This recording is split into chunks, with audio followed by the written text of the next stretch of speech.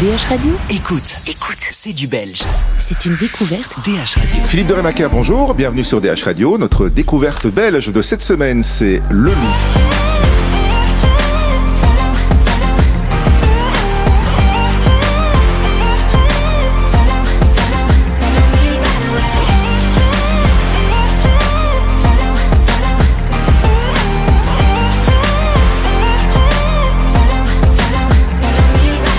Le Loup, c'est une jeune chanteuse qu'on avait déjà reçue il y a 2 ans, je pense maintenant. Bonjour. Bonjour. Avec un titre en découverte cette semaine, c'est Follow Me. C'est une invitation, donc. C'est une invitation. J'ai vu quelque part qu'il y avait même un sticker, je crois que c'était sur Spotify, explicite. Pourquoi il y a des mots un peu... Alors, j'ai pas compris, c'est vrai. Ouais. C'est vrai que je me suis fait la réflexion aussi, parce qu'en soi, il n'y a rien de vraiment trash. C'est l'histoire d'une... Enfin, quoi qu'en fait, si on est réfléchissant. Voilà. Dans les paroles, j'explique que voilà, c'est une fille qui veut tout donner à l'amour de sa vie. Jusque-là, c'est très bien. Jusque-là, c'est très bien, mais après, c'est vrai qu'il y a des paroles, la chaleur sous tes vêtements ou les frissons qui parcourent ton corps. Donc peut-être que là, c'est un petit peu explicite, mais ça reste quand même gentil. Hein, voilà, petitement explicite, on va dire. Voilà, ça reste gentil. C'est les thèmes génériques de tes chansons, c'est quoi? C'est l'amour, la légèreté? Non, il y a des choses plus graves quand même aussi. Alors, donc on a... des choses plus sérieuses? Oui, sur les morceaux que j'interprète ou ceux que je compose, on essaye parce que je travaille avec une équipe qui est derrière moi, et on essaye vraiment de travailler les thèmes qui me sont chers, donc l'amour. Après, il y a un précédent single qui tournait autour toujours de l'amour, mais plutôt d'une relation toxique d'une femme vis-à-vis d'un homme qui était maltraitant. Et donc voilà, c'est un thème assez sensible. Et donc on essaie d'aborder aussi des thèmes un peu plus sensibles et pas forcément toujours légers. Et puis d'autres thèmes aussi importants comme les assassinats de JF Kennedy. D'accord, donc il y a un côté historique aussi. Il y a aussi un côté historique. Et puis il y a aussi un côté tout ce qui est libérateur de la musique. Et s'assumer soi-même. D'accord.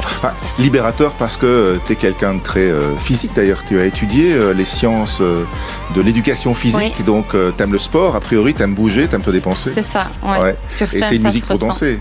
Alors Follow Me est une musique pour danser. C'est ton premier album qui va sortir l'année prochaine, en 2020. Si j'ai bien vu, tu dois avoir une 12aine de chansons en stock. C'était juste parfait pour faire un album, c'est ça? C'est ça. Donc 12 chansons. Il y en a d'autres qui sont prêtes aussi. Bon, c'est un peu limité. On va pas non plus faire un album 16 chansons. Mais non, elles sont prêtes. Tout est prêt. Donc tu as travaillé beaucoup dans l'ombre parce que, grosso modo, on s'était vu il y a 2 ans, je crois. Tu as sorti à peu près un single par an jusqu'ici. C'est ça. Les choses vont s'accélérer un peu maintenant? On croise les doigts, en tout cas on travaille pour. On sait que le monde de la musique n'est pas un monde évident, mais en tout cas on se donne vraiment les moyens et on y croit. C'est une passion, c'est comme ça que tu... c'est une passion. Après, c'est vrai que si cette passion peut devenir un moyen de gagner sa vie et de vivre de ça, ça serait génial. Ça, c'est quand même... Sur le marché belge, ça reste encore assez difficile aujourd'hui. Ouais, ça reste difficile. Mais c'est pour ça qu'aussi on est en Belgique, mais on essaye aussi d'aller un petit peu à l'étranger. Genre, t'as déjà des expériences à l'étranger? Alors, au niveau des expériences sur scène, non, mais il y a certains médias qui commencent à s'intéresser à Le Loup. Via notamment, je me suis inscrite sur une plateforme qui s'appelle Groover. Et voilà, grâce à eux, j'ai certains médias qui commencent. Tout doucement. Voilà, bien. T'as déjà tourné aussi sur scène, t'as fait quelques festivals. Ça apporte quelque chose dans ta création? Ça t'a permis d'évoluer entre les premiers singles et ce que tu fais aujourd'hui? Sur scène, c'est sûr que par rapport à la première scène, il y a un monde de différence. On a eu la chance de jouer au Francophonie et au Ronquière Festival où là c'était une scène mais énorme. Et donc il y a un travail. Aussi, en même temps, c'est ça, c'est un super chouette festival. Dans les loges et tout, c'est super. On a pu côtoyer. J'ai pu côtoyer avec mes 2 amis musiciens, d'autres personnalités. Et c'était très sympa. Et puis du coup, on est aussi en pleine réflexion par rapport à ça pour préparer un show qui soit le plus abouti possible pour justement la sortie de l'album. Ce qui veut dire que Le Loup, qui est d'une certaine manière toi, mais c'est plein d'autres gens aussi derrière. Vous êtes une équipe de combien maintenant pour pour travailler? On doit être 6 personnes.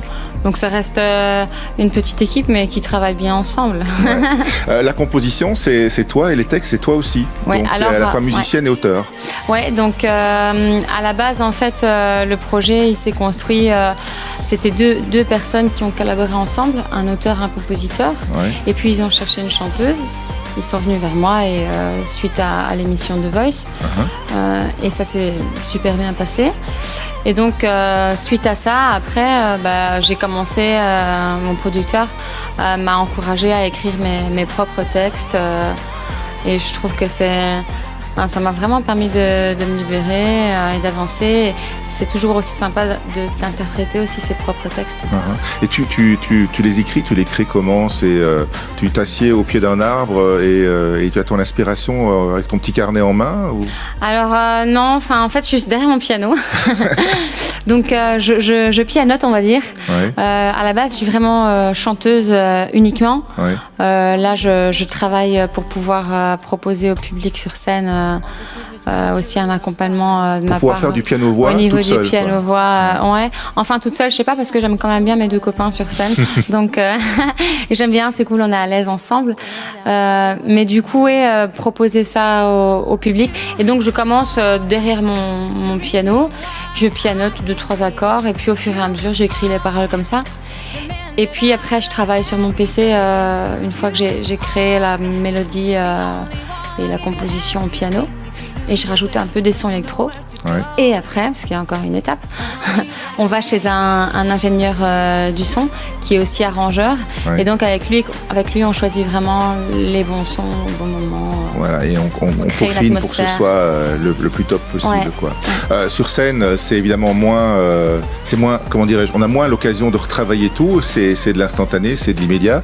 Donc il faut y aller avec un band. Ouais, donc on est 3 en fait sur scène. Ouais. Donc il y a Morgane qui a la guitare, il fait guitare classique, guitare électro. Et puis il y a Jérémy qui lui est à la batterie. Et en même temps il gère tout ce qui est séquence électronique lancée via un pad aussi électronique. Ouais. Et donc on lance des loops. Voilà, on essaye que ce soit le plus dynamique possible et le plus amusant pour le public. Ouais, alors pour voir le loup, il y aura quelques possibilités qui sont déjà annoncées pour 2020. Le studio Canal 10 à Outrage, le Bouillon Blanc à Bouillon et le Baudestival à Bertry. Mais il y a d'autres dates qui vont s'ajouter. Tu as même déjà les dates pour certains événements? Alors ouais, donc le Baudet, c'est pas certain. Ah, d'accord. On croise les doigts alors. Non, ouais, voilà, on croise les doigts. Mais en tout cas, ce qui est sûr, c'est donc le 13 mars au studio Canal 10 à Outrage. Ouais. C'est vraiment tout près de Mons. Mm-hmm. Je viens de la région, donc je sollicite tous mes amis et ma famille et ceux qui apprécient la musique, qui habitent ce coin-là, à venir nous voir. Et puis le 20 juin, on joue aussi au Bouillon Blanc, donc à Bouillon. Voilà. Au pied du château? Ça doit être ça, à mon avis. Bon, on va découvrir.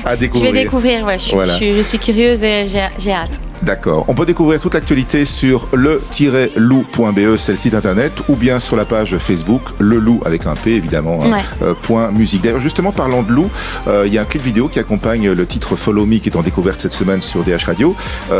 C'est un vrai loup ou c'est un berger suisse C'est un berger suisse. Ah ouais. Mais l'illusion est quand même pas mal. Hein. Et on pense à un loup arctique, c'est vrai que l'illusion est pas mal. Non, il était super beau et on s'est dit, blanc avec une tenue blanche et tout, ça peut vraiment le faire. Donc voilà. Ouais. Dans la symbolique du loup, il y a quelque chose qui se raccroche à toi là-dedans ou pas forcément? Tout ce qui est côté un peu mystérieux et à la fois travail en groupe aussi, la meute, à travers mon équipe. Ouais. Et oui, ce côté mystérieux et à la fois chaleureux, j'aimais bien ce côté de l'animal en fait. Bien. Et voilà. À découvrir donc. Bravo et bonne chance pour la suite. Merci, c'est gentil.